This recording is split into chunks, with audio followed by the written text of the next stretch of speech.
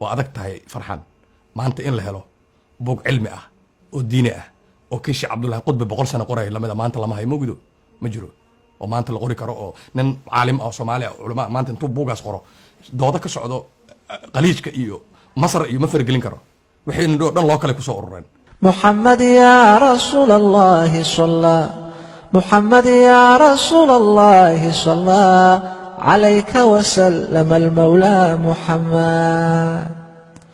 الأحمد سمكي ساي آمنا إغاركت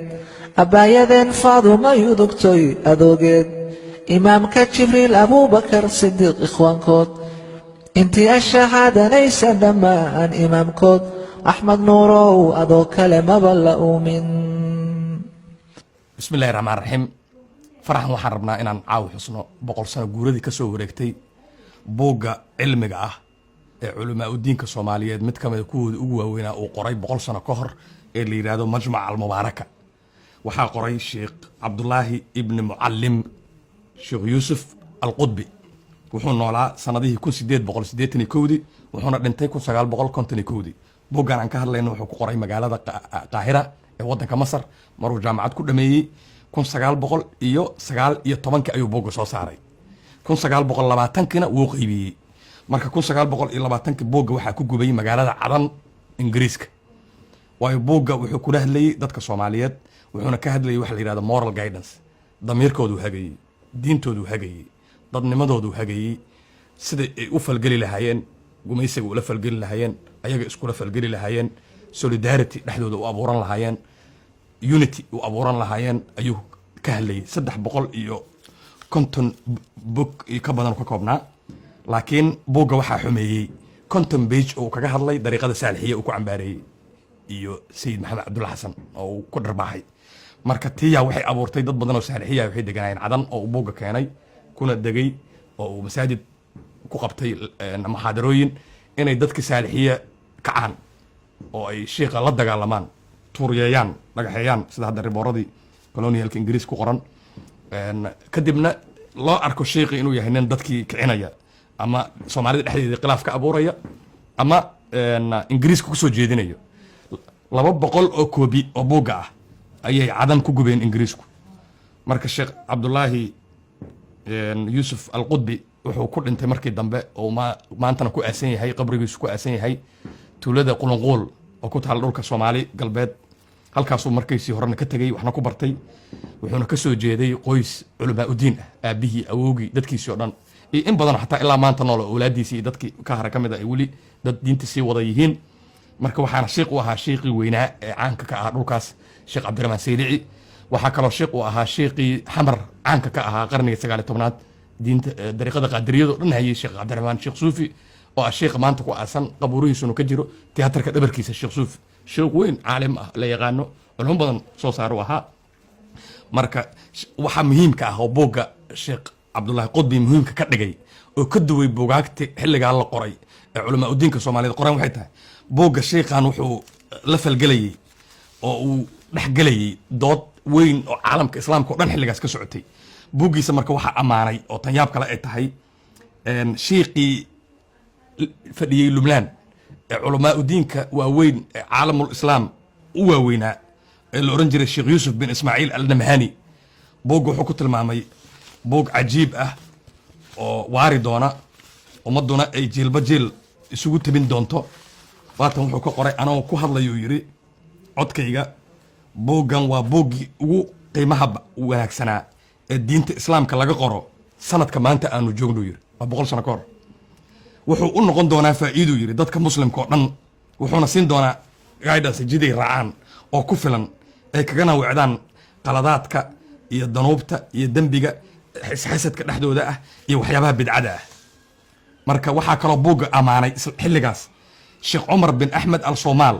oo ahaa sheekha ugu weyn mashaayikhda Soomaaliyeed ee degan jaamacatul Azhar tireg waya tobte dente furqaano waxa taajiray ninkii taladiisa yeelo ninkii tag daranada taageera siiye tilmaan quruxsan xabiibow hayga taginay محمد يا رسول الله محمد محمد يا حبيب الله محمد مغنتادنا يا محمد. الشيخ عبد الله بن معلم اليوسف القطبي وحو كل شيء قولون ماشي وكل انتو كل شيء دولك الصومالي قلبي كيمي انتو يرى فاميلي علمانا وكيمي dadka deegaankaas ku nool oo dhan dhulkaas qolonqool ilaa harar waxay ahaayeen meelo diinta islaamka lagu barto meelihii ugu wanaagsanaa culimmadii joogto dhan ayuu wax ka bartay markuu yaraa wuu soconayey marba tuulo tagayey marba meeluu tagayey markuu soo weynaadana wuxuu tagay oo uu lugeeyey azhar ka soo baxay nin diinta islaamka caalim ah oo meel sare ka gaaro ahaa intuu azhar joogay ayuu qoray almajmac almubaaraka way fahmaysaa wuxuu ahaa markaa sheekh weyn oo mashaa'iqdii soomaaliyeed ka mida buuggana waxuu kaga hadlay aad u faahfaahiyey waxyaabaha ummadda soomaalida diin ahaan ay ka fogaanayso iyo siday iimaankeedii iyo dadnimadeedii iyo waxeedii oo dhan u sugan lahayd marka sheekhu xataa wuxuu meelahu wareegay waxaa ka mid ah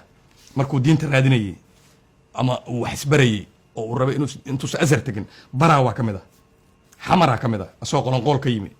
waxaa ka mid a saylacaa ka mid a berberaa ka mid a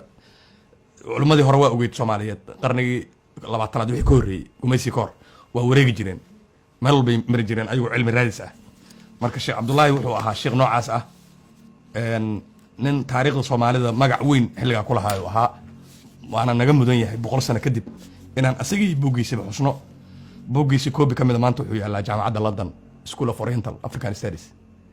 wuxuu ku jiraa bugaagta la yiraahdo yani reer ee dhahan waa raadir lama helo oo marka meel gooniya ku hayaan haddaa qaadanaysid xataa warqadaa saxiixe meeshan lagalama soo bixi karo librariga dhexdiisa ku aqrinay bugaagta aan iska soo qaadanoo kale maaha gurigeen aan la nimaanoo kale maaha waa wax naadir ah lahayo marka waa fiicnaan lahayd buugga in dib loo daabaco oo soomaaliya oo dhan la gaarsiiyo maanta waddanka lagu faafiyo af soomaalina laga dhigo si aan u ogaano culimmadeenni hore cilmigii ay soo qaadeen oo ay noo soo gudbiyeen annagana laga rabo inaan sii gudbino la sii wado marka faa'iidada uu noo leeyahay taas ah wuxuu culimmadii hore dhanna kaga duwan yahay xilligaa la marayay inay ammaanayaan culamaa udiinka lubnaan iyo masar fadhiyey ammaanoy iyo publisherka isaga u daabacay madbacaddii daabacday oo ku taallo qaahira ilan way aqrinayaan marka hore way fiirinayaan xataa ingiriiska ninkay u dhiibeen boogga intaysa gubin oo cadan qaaligooda ahaa oo yemani ahaa oo u dhiibeen dhay aqri uu ammaanay ee buugga saan kuu sheegay waxaa ciladeeyey kontonkaas beej oo uu saalixiyey iyo ku daray saalixiyaduna ay ka kacday xilligaasna wixii la qoro dadku aad u abuuri jireen agitation xoog leh marka calaamad noo muujinaysa waa sheekh cabdullaahi qudbi culimmadeenna heerka ay cilmiga ka joogeen 100 sano ka hor iyo maanta meesha ay joogaan waa adag tahay farxaan maanta in la helo buug cilmi ah oo diini ah oo kii sheekh cabdullaahi qudbi 100 sano qoray lamida maanta lama hayo mogdo ma jiro oo maanta la qori karo oo nin caalim ah Soomaali ah culimo maanta intuu buugaas qoro dooda ka socdo qaliijka iyo Masar iyo ma fargelin karo wixii dhan loo kale ku soo urureen iyo siyaasadka Soomaali ka dhex jira bas iyo culimo siyaasada bas iyo dad hadlayo dumarka iyo u sheekaynayo bas iyo qisooyinka hadlayo culimadeena noqotay culimo discursive ah oo didactic ah oo cilmi caalam ka socdo dhex galayo oo Lubnaan laga fahmayo influence-ga ileen saameyntooda Lubnaan laga dareemayo iyo Masar 100 sano ka hor jira maanta ma jiraan farxan ta kugu miimsan taas waa marka cilmiga buugga sheekh cabdullaahi qudbi aa kala soo dhaxbayso adoo mahadsan alla turabta markii la laabo taarku yeero waxaa taabtiyo waxaa taran soo tabcaysay togaaga kii ka soo go'ayeen taqiirmin iyo talkaa taanama ku tarayaan tamaam nuurow adaan tala ka rabnay jidaan dhici doona aakhira loo jarmaado jidkoo janna waa jidkoona jaxiima waaye jamaal nuurow jidkii janna noo jihe